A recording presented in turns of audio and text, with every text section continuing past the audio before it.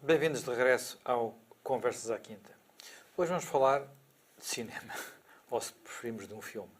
Um filme que estreou recentemente em Portugal, um filme que tem suscitado alguma reflexão e também alguma controvérsia. Estou a falar de Silêncio, de Martin Scorsese. De que é que trata o filme? O filme trata da história de um jesuíta português, Cristóvão Ferreira, que apostatou no século XVII no Japão. As circunstâncias dessa renúncia, dessa fé católica, causaram imensa comoção no mundo católico da época, na altura, era o chefe dos jesuítas no Japão, coincide com um momento de perseguição aos cristãos no Império do Oriente e também com um momento de dar uma viragem na história das relações entre Portugal e aquela parte do mundo. O livro parte de um romance escrito já nos anos 60, por um autor japonês, cristão, e levanta algumas questões que são muito interessantes, quer do ponto de vista histórico, quer do ponto de vista da relação com a fé. Jaime Nogueira Pinto, é um homem de fé, o filme interpelou? Sim, eu achei um filme importante, não é, vamos lá ver, não diria que está naqueles filmes que são, digamos, do ponto de vista de cinema, obras-primas, mas é um excelente filme e tem um conteúdo que eu acho que é um conteúdo que, enfim, para pessoas que tenham fé, portanto, se têm fé têm dúvidas também, acho que é muito importante.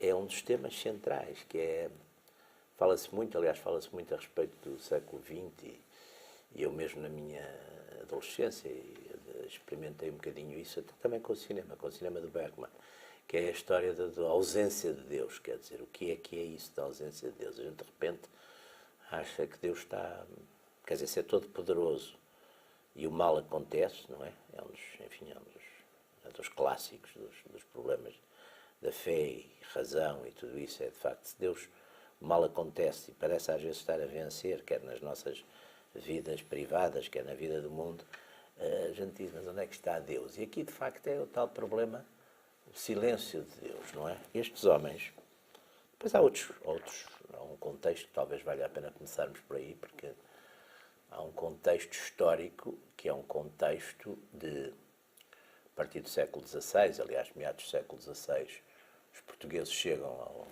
ao Japão, não é? Chegam, aliás, os jesuítas, o próprio São Francisco Xavier vai ao Japão.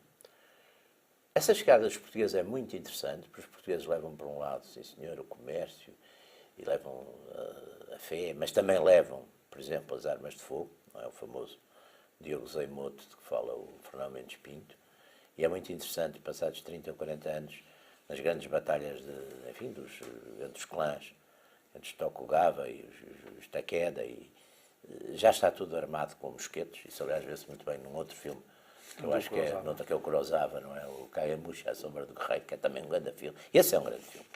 É um grande filme cinema, não é?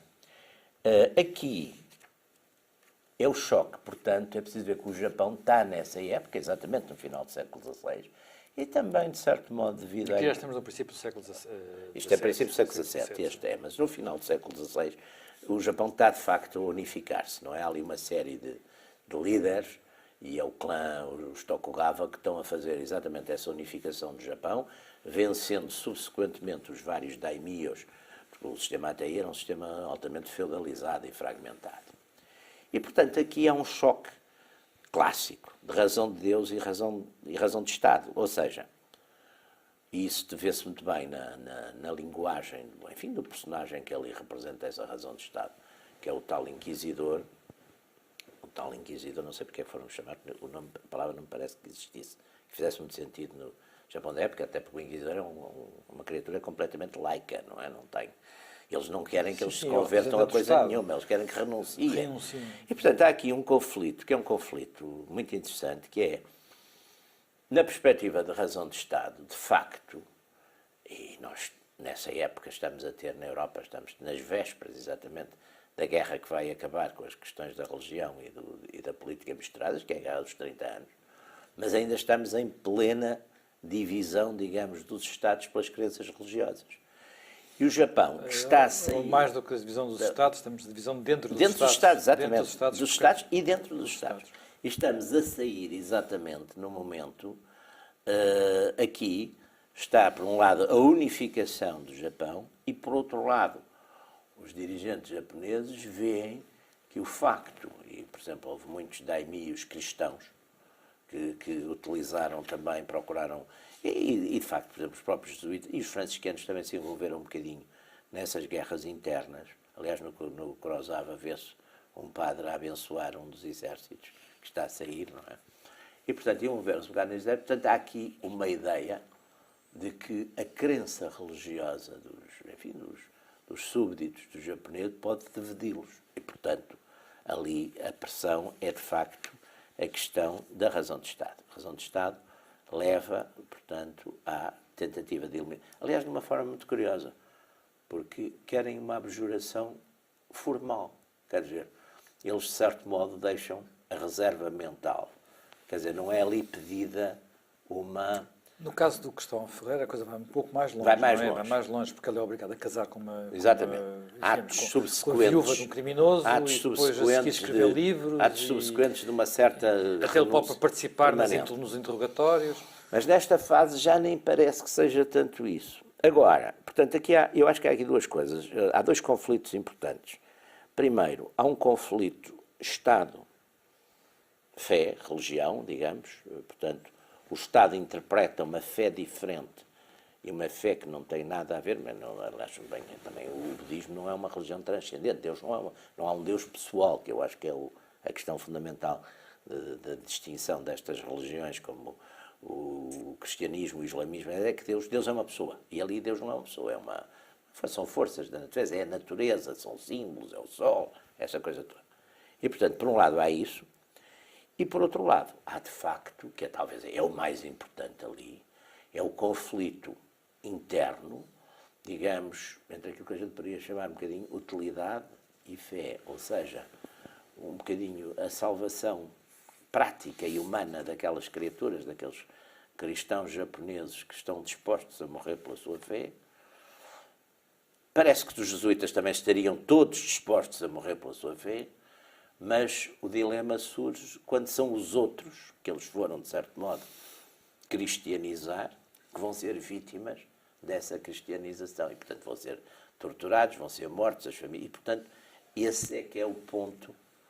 De facto, e Deus que faz no meio disto tudo, não é? Portanto, eu julgo isso, mas já voltamos a esse ponto, porque isso é muito o ponto do dilema daquele que acaba por ser o personagem central do filme, que não é o próprio Cristóvão Ferreira, mas um dos missionários. É o Rodrigues, não é? O Rodrigues. É o Rodrigues, essa é uma personagem de ficção. Exatamente. E como é de ficção, é mais fácil por colocar nele toda essa problemática, não é?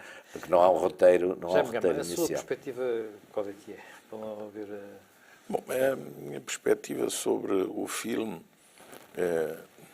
temos que ver a dimensão histórica, e falarei sobre isso, mas depois também me parece que temos que ver um pouco a dimensão do autor Scorsese e a sua relação com o cristianismo, a relação de altos e baixos, embora ele, origem siciliana, tenha essa proveniência, mas pela sua vida pessoal também teve ao longo dos anos situações de proximidade, afastamento, e a forma como tem escolhido argumentos de base literária para trabalhar essa temática sempre o tem colocado em zonas polémicas ou em zonas difíceis, com o Cristo recrucificado do Kazantzakis também gerou uma grande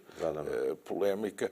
E agora penso que, depois deste impacto inicial do filme, vai haver uma discussão mais aprofundada.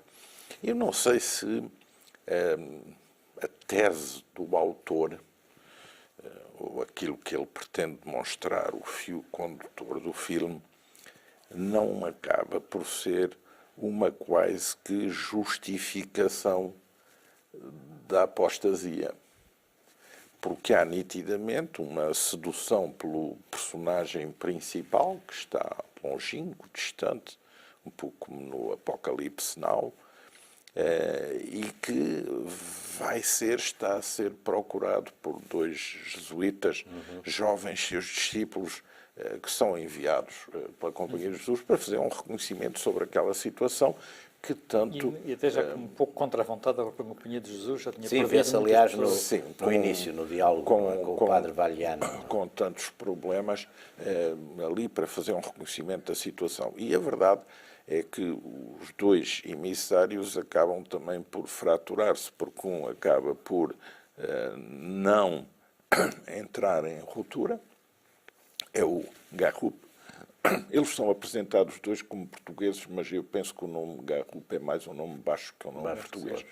O facto de eles terem partido de Lisboa não significa que fossem todos portugueses. Aliás, que é o período filipino também, não é? Estamos no período filipino. Sim, estamos num período de união das coroas.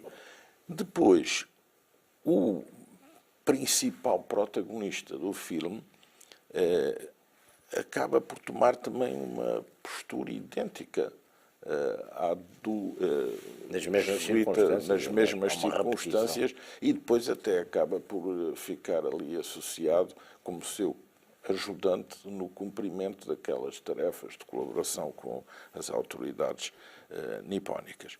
Bom, tudo isto tem, por um lado, esse cenário da temática ao silêncio de Deus, um pouco a justificar. Depois tem também o cenário da temática o meu próximo versus Deus Ele mesmo, e, portanto, uma certa justificação da atitude pela compreensão da situação humana, não dos próprios, mas daqueles que estavam ali a ser sacrificados para os pressionar.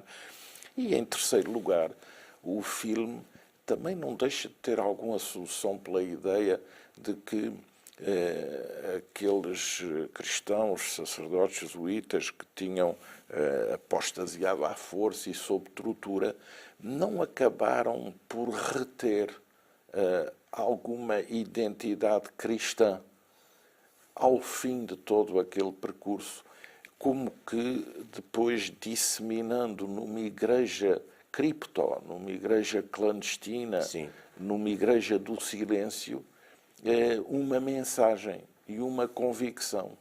Portanto, aí fazendo um pouco referência a essas igrejas de catacumba, a essas igrejas de perseguição, marginalizadas. Igrejas do silêncio, aliás, que encontram, propriamente chamadas exato, igrejas do que silêncio. encontram sempre um modo de fazer perdurar qualquer coisa. De resto, há um estudo elaborado por um jesuíta que defende uma reconstituição histórica dos dados e até admite que o padre Ferreira se tenha voltado a converter ao cristianismo e que tenha sido morto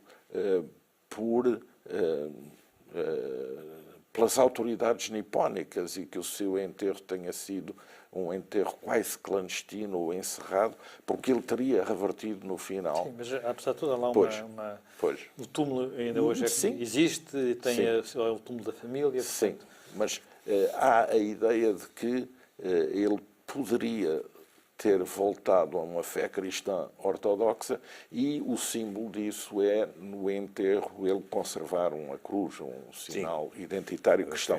Portanto, se abre também para essa problemática. Naturalmente, esta temática é uma temática que, independentemente da forma como é tratada pelo cineasta e pelo filme, é uma temática de grande interesse para Portugal, na medida em que a chegada ao Japão é, da parte dos europeus por via marítima, um grande acontecimento. A chegada ao Japão pelos portugueses tem uma característica que a diferencia de outras situações, é que os portugueses chegam ao Japão como comerciantes e associados ao comércio vão os missionários.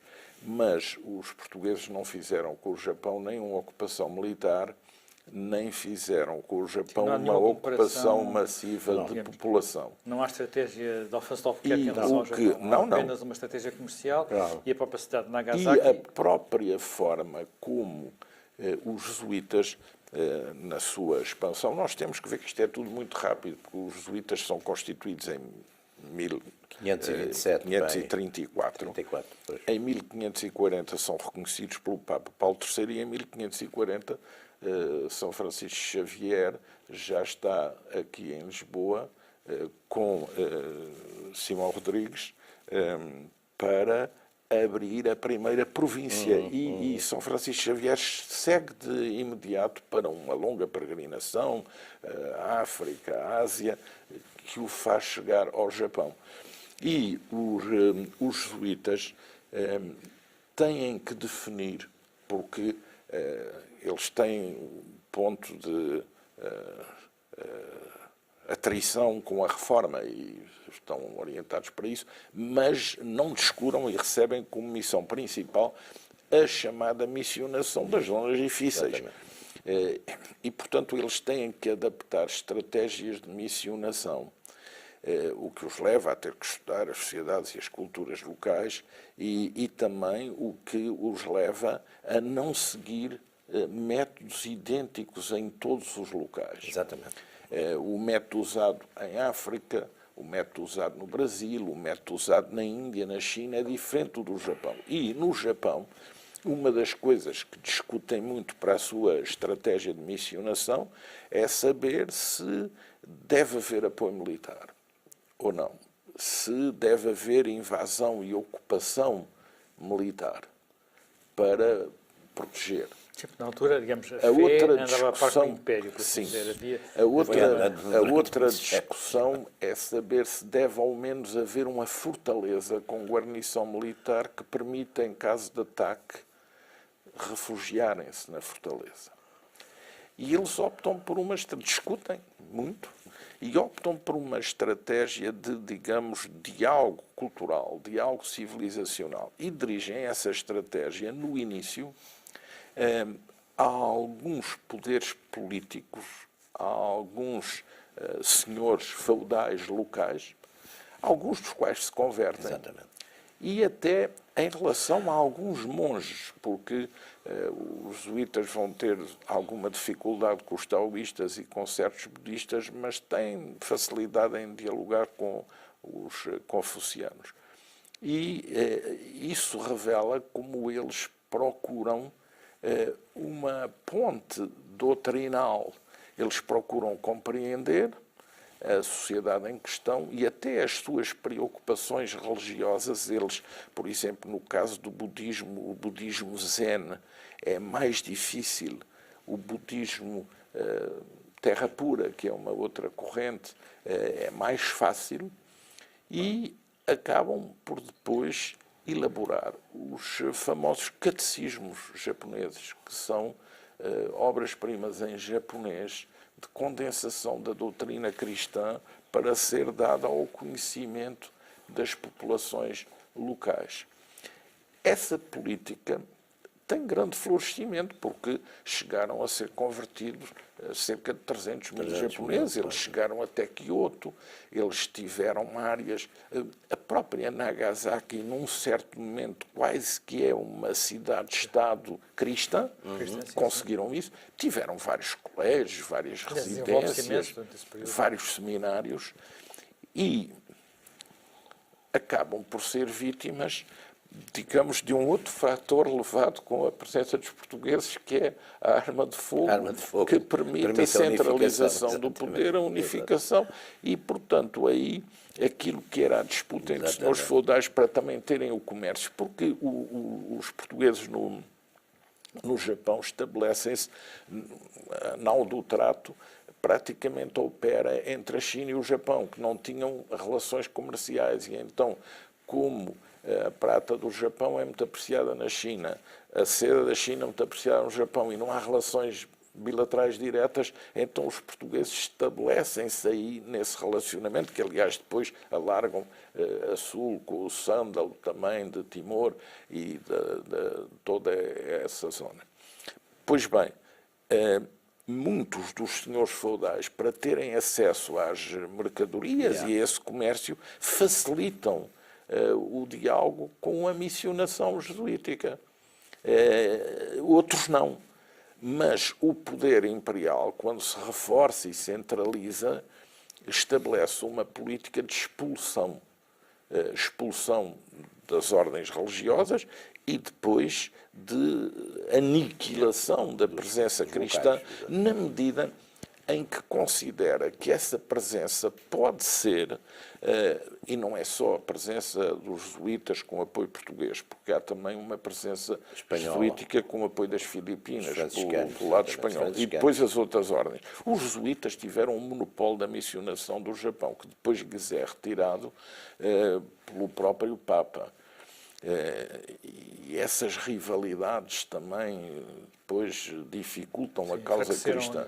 E depois, na guerra com Espanha e Portugal, na altura unidos, os holandeses estabelecem com o Japão uma relação que é: nós só queremos comércio, nós somos da reforma, mas nós aqui não vamos trazer a reforma, nós só queremos fazer comércio. Mas e também assistimos a isso na são parte final do elementos filme, não é? muito estruturadores da intriga anti-portuguesa para a expulsão dos portugueses, e a expulsão dos portugueses também está relacionada com a expulsão dos jesuítas. Os jesuítas mantêm, todavia, um dispositivo clandestino.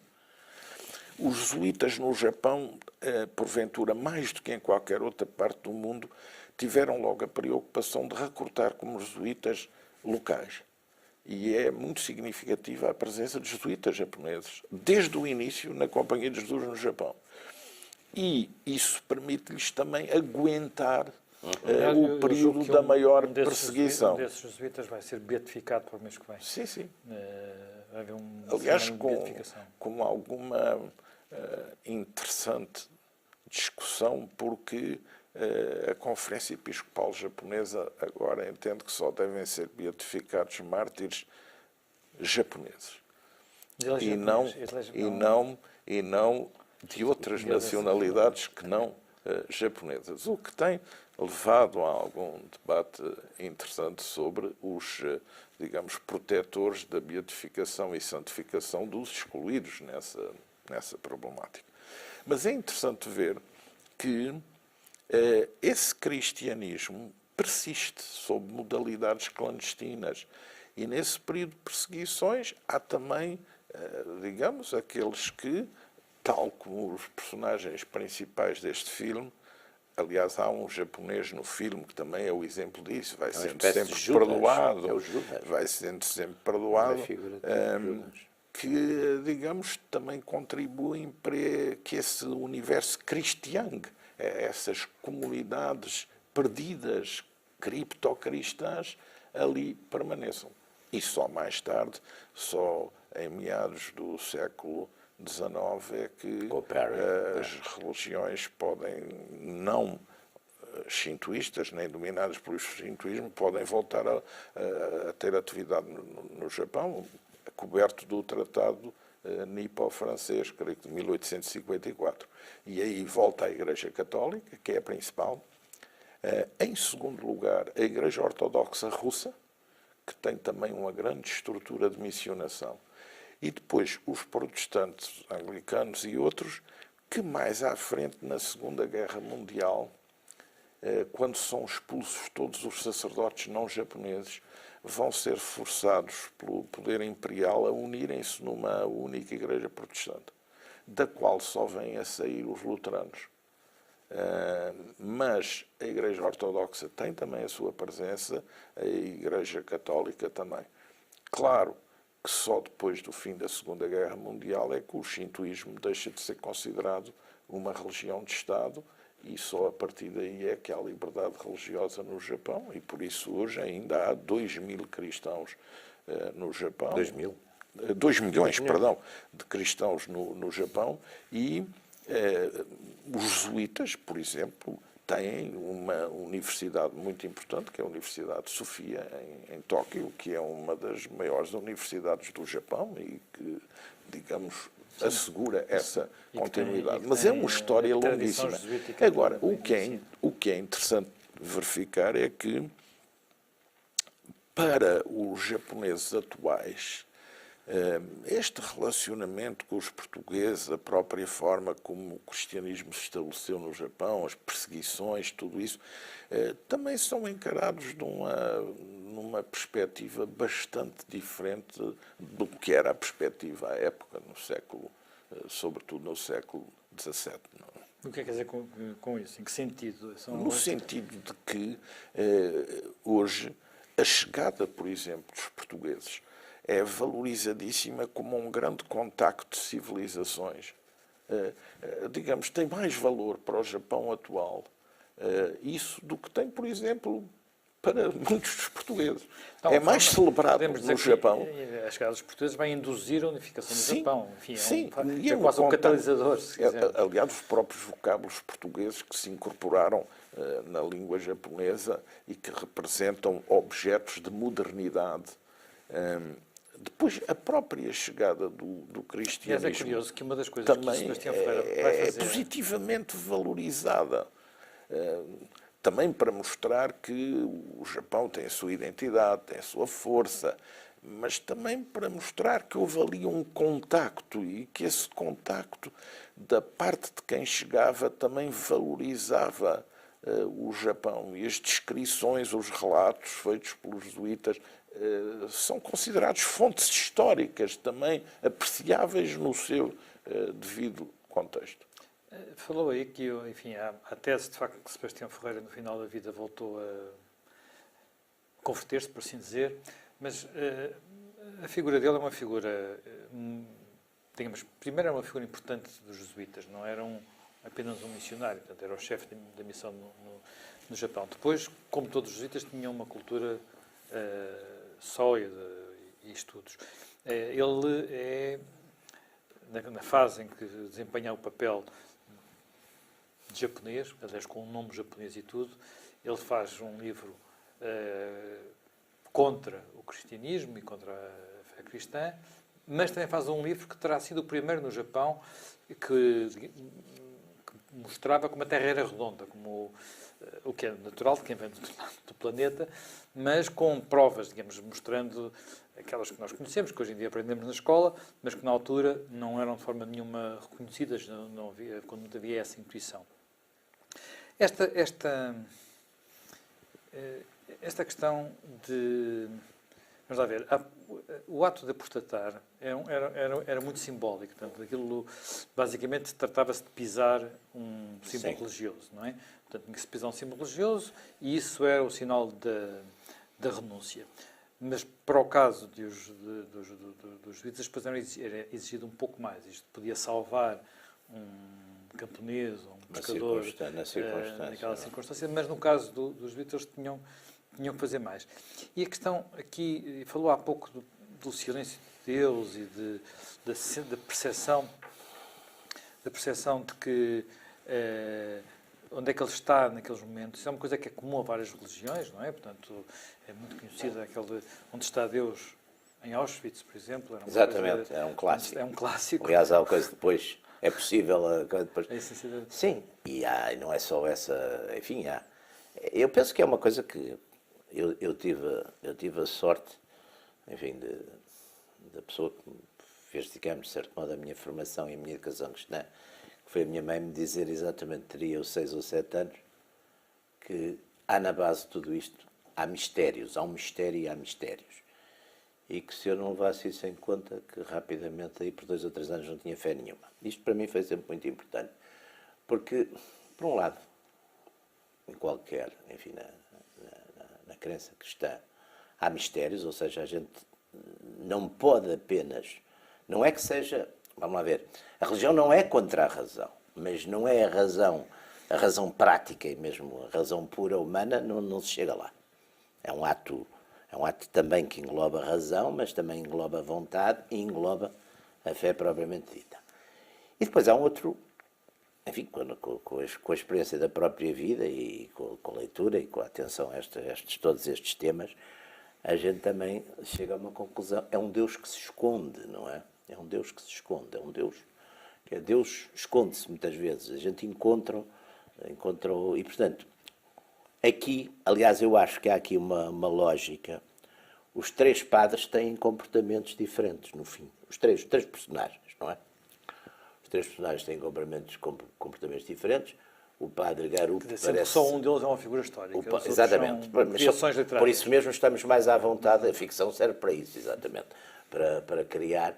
Não há um roteiro anterior, portanto, pode-se colocar aí estes problemas, esta problemática, a sua discussão, etc.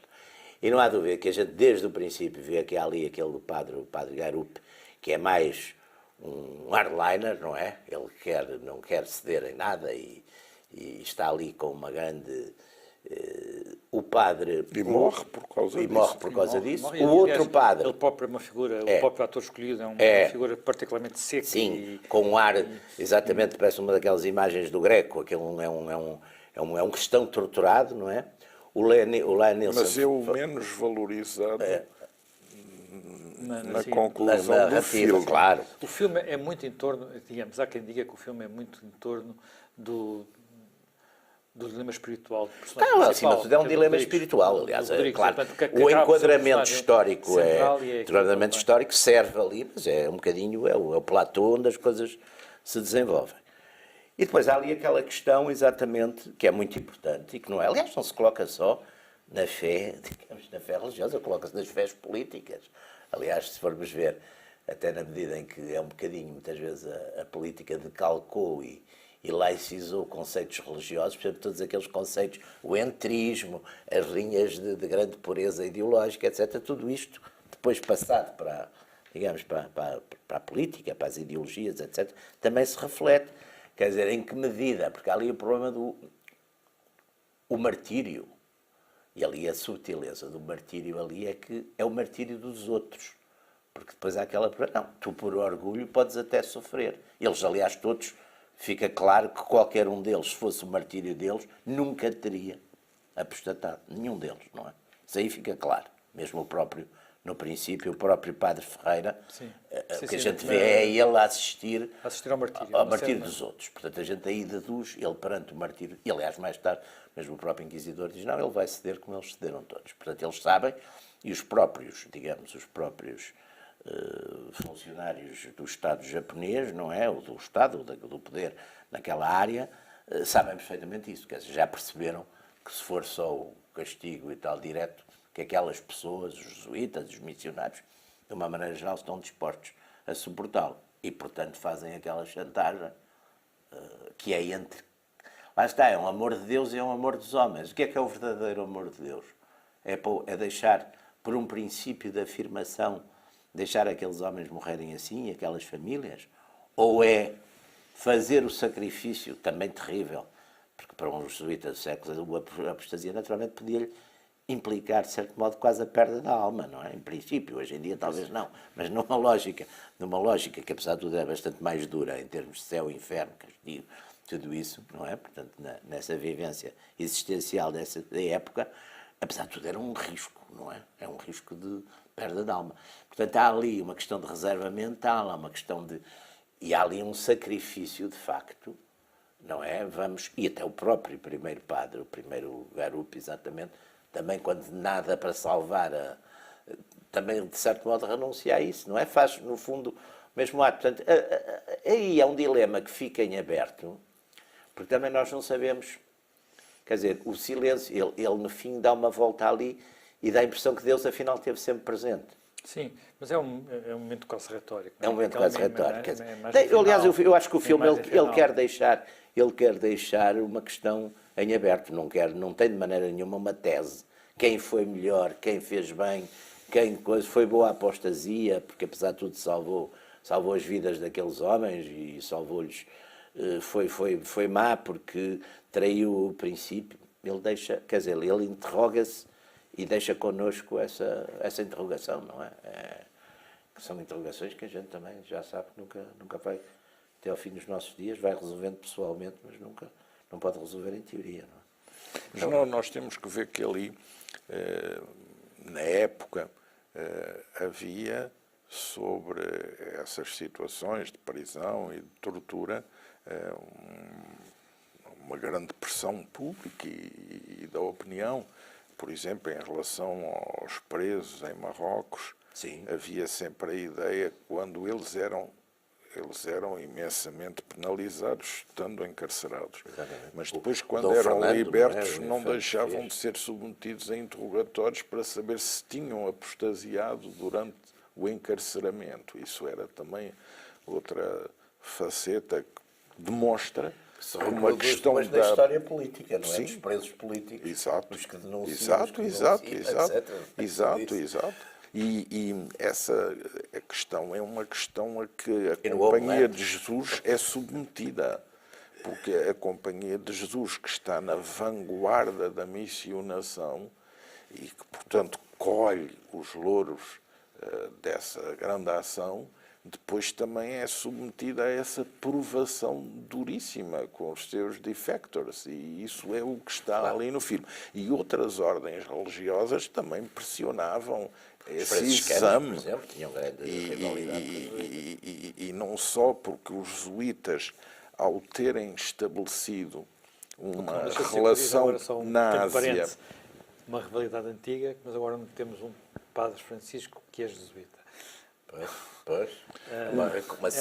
É uma síntese. os jesuítas, por exemplo, possível no século XXI. foram Estamos, de facto, num tempo muito submetidíssimos diferente. sempre a um escrutínio imenso, porque eles defenderam ativamente uma inculturação do cristianismo Exatamente. na sociedade asiática e depois fizeram, digamos, adaptações nos ritos e na liturgia, a maneira como se vestiam, a maneira como celebravam, Adequavam que os pôs, classes com isso quem iam pôs lidar, sob não é? escrutínio, e não raro os dominicanos mantinham a ideia de que eles estavam a ir por um caminho de práticas diabólicas, de renúncia dominicanos que à eram os era ortodoxia a Inquisição. cristã e, digamos, de dispersão do catolicismo como religião universal em catolicismo segmentado às culturas locais. Portanto, isso estava sempre muito presente. O Scorsese, neste filme, depois do Cristo crucificado e deste filme que é um pouco uma reabilitação da apostasia, agora só que falta fazer um terceiro filme, que é defender a santificação de Judas. Mas eu não sei se Judas ele vai aparece ter ali, tempo. é muito interessante. Eu acho que Judas Sim, é um sim, personagem, sim. aquele Aparece na que figura vai daquele pescador, vem. vai, vai. Aquele Anda vai. perto, anda Mas Judas, perto, eu anda acho que perto. é curioso, quase Anda há perto. uma série de autores que se fascinaram com esta figura de Judas. Eu lembro, por exemplo, o Mikhail Bulgakov, naquele romance fabuloso, Margarida e o Mestre, tem muita história de Judas, porque no fundo foi sempre uma história também que me fez. Lembro-me quando era miúdo, a gente perguntava, mas o inferno como é e o céu? E havia uma resposta canónica dessa época, que só havia a certeza de uma pessoa que estava no inferno, que era o Judas. Que eu pensava, ao mesmo tempo, eu pensava, quer dizer, também não, é exatamente isso, começa a pensar, mas Judas, coitado, também se não houvesse Judas, não havia peixe. Portanto, Judas é um personagem necessário, de certo modo, não é? Até por estar nas profecias. E, portanto, essa ideia de que ali, aliás, está muito bem, naquele vai e vem, naquela... Mas aquilo é a natureza humana também. O padre, numa dada altura, está farto já quase da absolvição, quase por rotina, não é? Já está farto dele. Mas no fim, também é muito bonito que no fim seja esse que é, e é punido, porque no fundo é punido pelas autoridades, lá está. No fim, este é que é o punido, porque tinha a tal cruz escondida. Portanto, eu acho que nesse aspecto... Tal como o Simão Rodrigues. Tal como o Simão Rodrigues.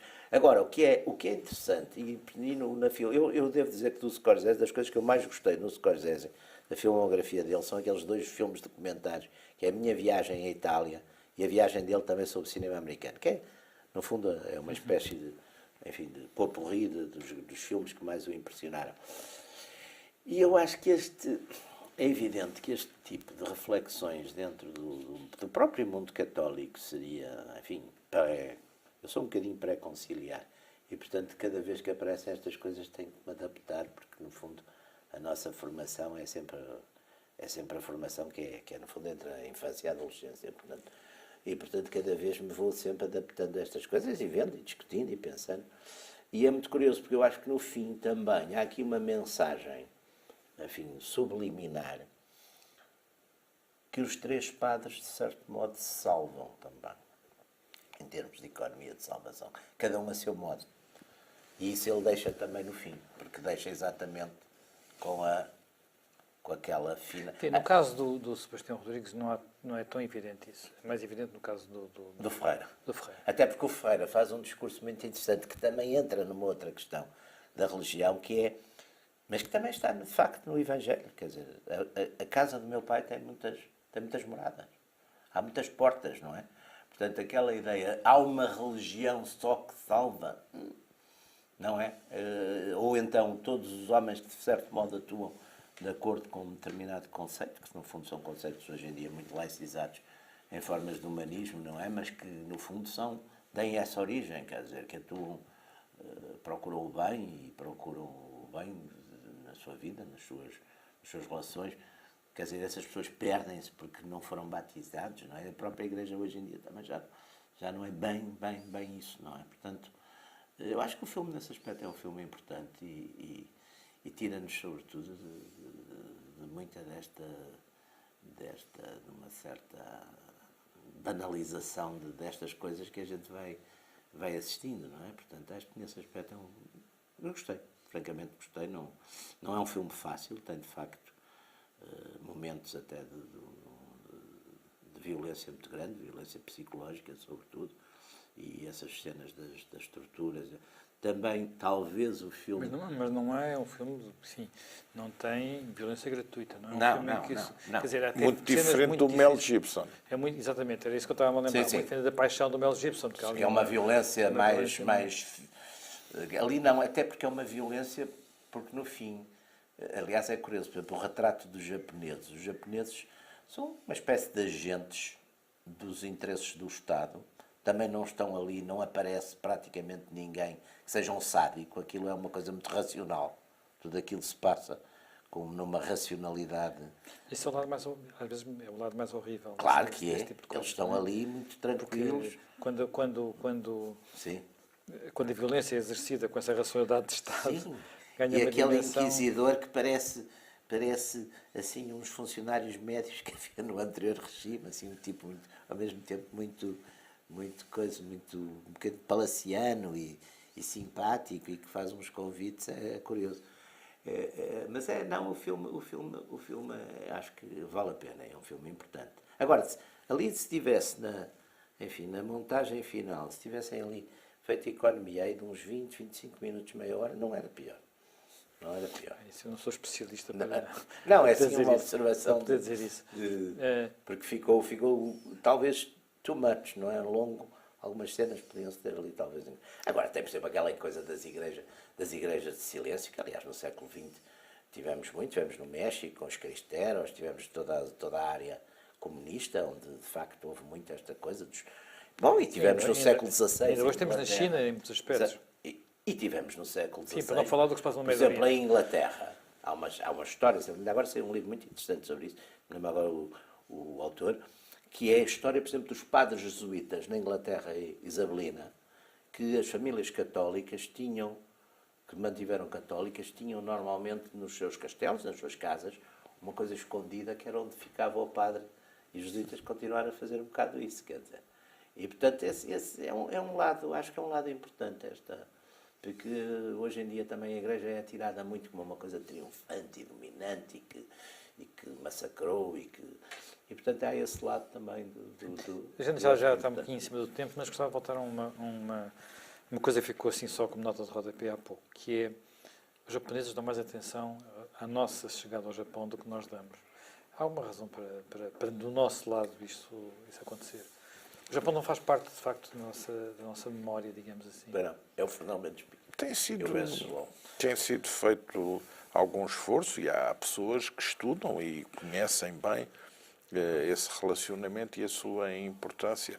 Mas, porventura, a atenção Por ter sido comercial, dos portugueses até na questão das descobertas é mais centrada em outras áreas. Exatamente. Isso não significa que a importância da chegada ao Japão não seja verdadeiramente relevante e até surpreendente, porque se nós tivermos em consideração o que era à época a dimensão territorial do país, e a população, não é? Ter realizado com essa habitantes, população aquilo que é a primeira chegada ao Japão por parte de europeus, que tem uma dimensão comercial, tem uma dimensão religiosa, tem uma dimensão diplomática, técnico-militar, cultural, e que perdura na memória histórica do Japão, que é também uma memória muito construída pelo Estado, pelo shintoísmo, pela cultura shintoísta, e que valoriza também esses momentos, pontualizando-os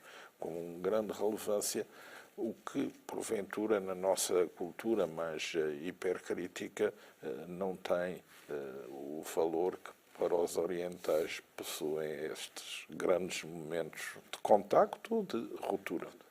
Bem, terminamos o nosso tempo, reencontrando-nos dentro de uma semana.